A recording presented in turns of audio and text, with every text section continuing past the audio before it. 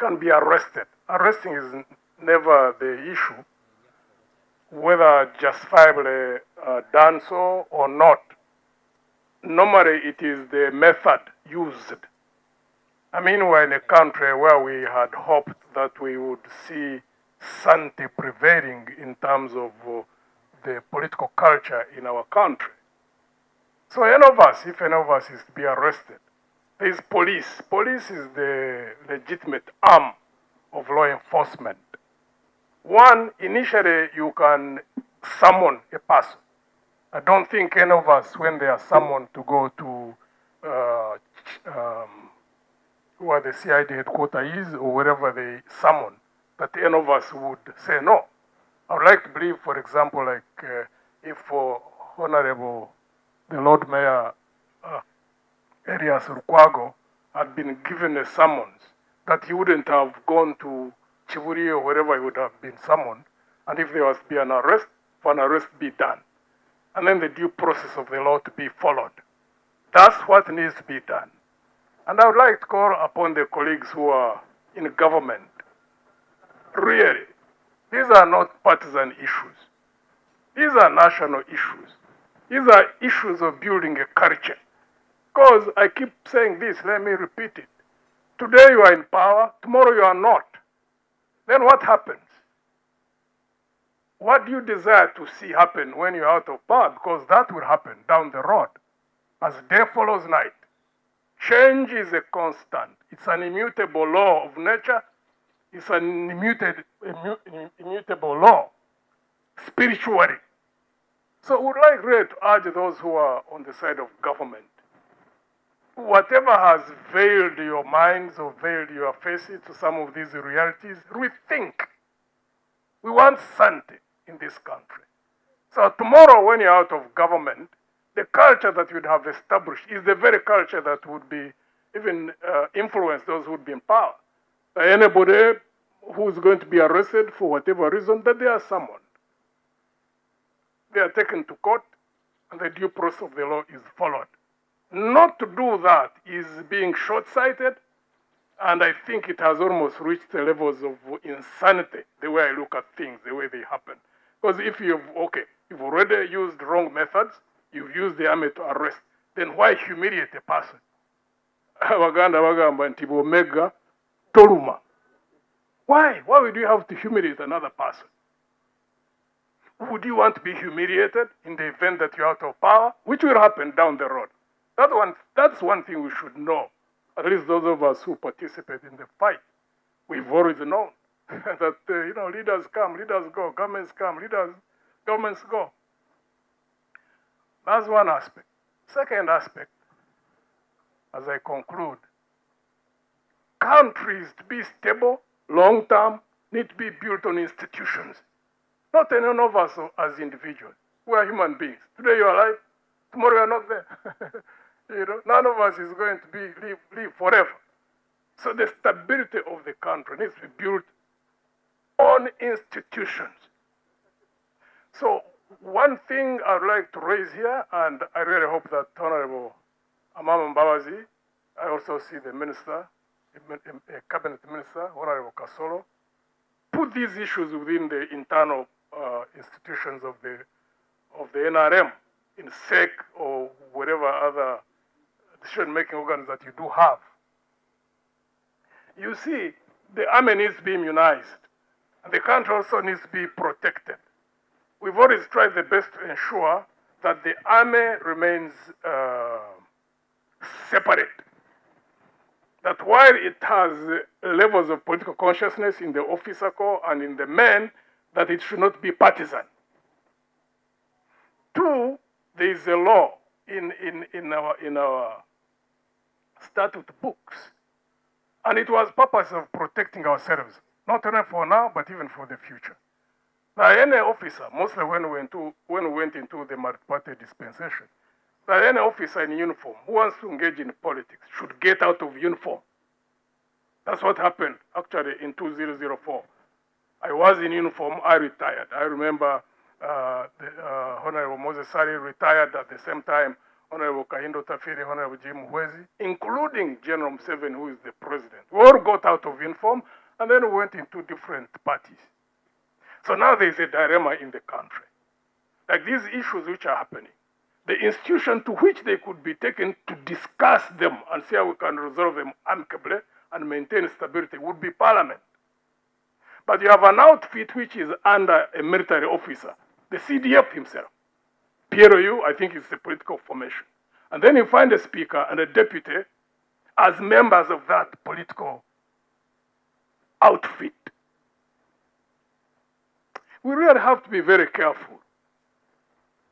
Let's not play with fate. I have said before, let me repeat it. You people who are in government, you need to go and study particular laws critically. The law of cumulative effect and the law of unintended consequences. These laws are not managed by anybody. They are outside our control. They have got their own life. When they kick into action, things happen. So please, discuss these issues. Resolve them. General Muhoozi wants to go into politics, let him get out of uniform. And then the speakers, if they want to go join his party, if he starts a party, let them go join a party. Then we know that the speakers of that party, the current arrangement is not acceptable. Because we're a country of 47 million people. Sound stewardship requires transparency, accountability, and strong institutions. You have a responsibility to strengthen the institutions entrusted with managing Uganda's petroleum revenues and sovereign wealth assets. Future generations must inherit not only depleted oil fields, but also robust national assets, strong institutions, and sustainable sources of prosperity.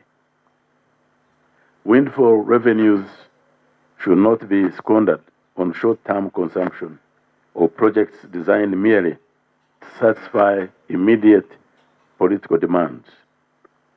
Rather, they should be invested in durable national capacity, investments that enhance productivity, competitiveness, and long-term economic resilience. The third pillar is the eradication of subsistence poverty. While Uganda has achieved significant macroeconomic progress over the years, many households, as we all know, remain trapped in subsistence production. True national transformation will occur only when economic growth translates into improved livelihoods for ordinary citizens. The benefits of the emerging oil economy, including local content opportunities, employment creation, entrepreneurship, infrastructure development, and value chain expansion, must reach the everyday Ugandan family. The measure of success will not simply be growth statistics. It will be whether families can earn stable incomes, educate their children, access quality health care, and participate meaningfully in the money economy. Honorable members, if I were to summarize your responsibility in a single phrase, I would describe it as pragmatic stewardship and generational wealth building. You are trustees of a finite resource. You are custodians of an inexhaustible national asset whose benefits must extend far beyond the present generation. You are bridge builders between Uganda's past and its future, between subsistence livelihoods and an industrialized, knowledge-based economy. You are champions of accountability. You are champions of anti-corruption and institutional integrity. The success of Uganda's transformation will depend not merely on policies and plans, but on the ethical standards with which those policies are implemented. I wish to make a special appeal to the Muslim members of Parliament gathered here today.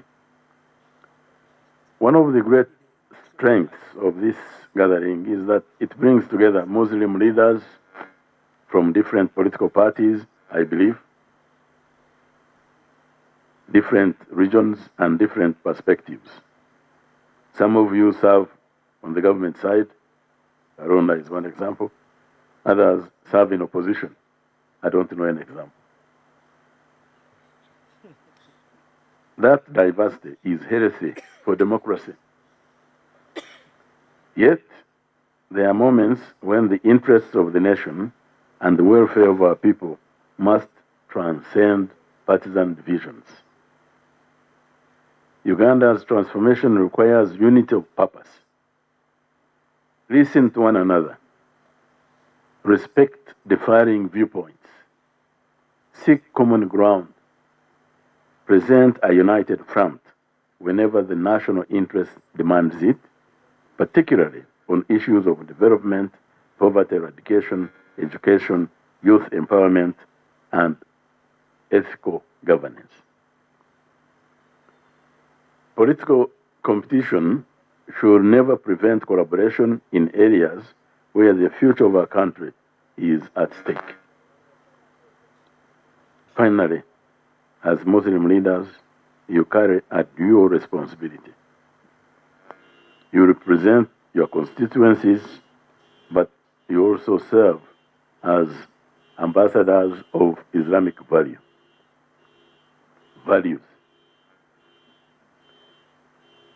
Let integrity guide your conduct. Let honesty shape your decisions. Let compassion inform your policies. Let justice define your leadership.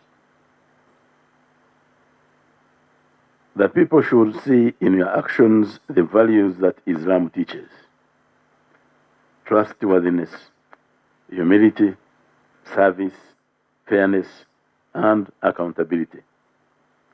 If you uphold these principles, you will not only serve your country well, you will leave behind a legacy that future generations will honor and remember.